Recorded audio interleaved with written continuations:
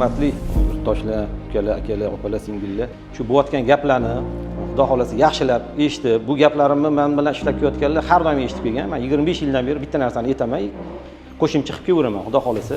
Shu 27 yillik tajribamdan kelib chiqib, Xudo xolasa shu darajaga avvalambor rizq Allohdan, biza bir sababchimiz, bizga ergashib, shu albarakaga ishonib, ishonch berganlarga avvalambor rahmat. Bu kunni o'sha ona aytdim, shu 26/06/26 tarixiy kun deb aytdim. Ichki konstruksiyamizni men hozir shu bir 40 tacha sanab chiqdim. Hozir bu 3-4tasini aytib o'taman.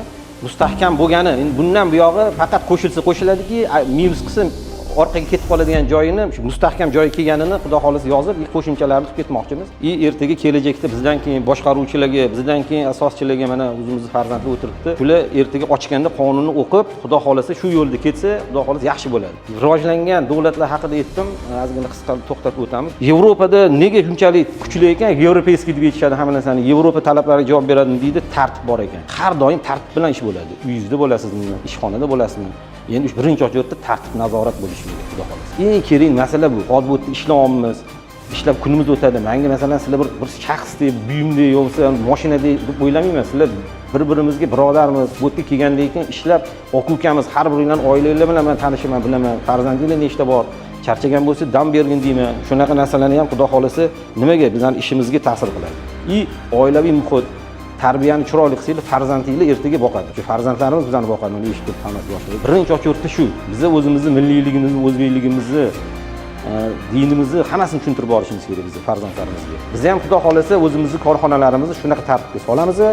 Hozir bu birinchi boshlanishi bugungi kundan Xudo xolasa o'zi kelyapti. Kelib bo'lganmiz. Yana bundan keyin yanada kuchaytiramiz Xudo xolasa.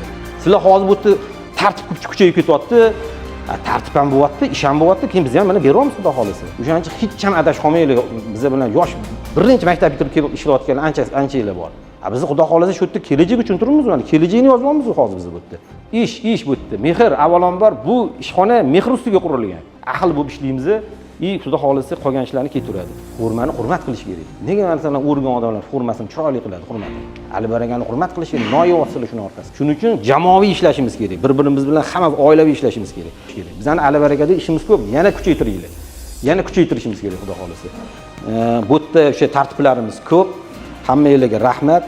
Ishlaylik, chiroyli bergan umrni Xudo chiroyli yashaylik, farzandlarimiz rohatini ko'raylik, umr qisqa. Mehr ustiga qurilgan kompaniyamiz ko'p yillik ishlasin. Xudo xolasa umringiz uzoq bo'lsin. Bilaman hammangizlar yaxshi niyatdasizlar, yaxshi kayfiyatdasizlar. Ishxonangizlarni masalan qo'rqib ishlamanglar. Men hech ham xohlamayman. Ishxonamni yo'qotib qo'yaman, ertaga bo'shatib yuboradi, qo'rquv bo'lmasin. Hammangizlarda xotirjam bo'lsin. Bu yerga keldinglar, xotirjam bo'lsin. Men sizlardan xotirjamman. Sizlar xotirjam ishlanglar, mana shunday bo'ladi ishimiz.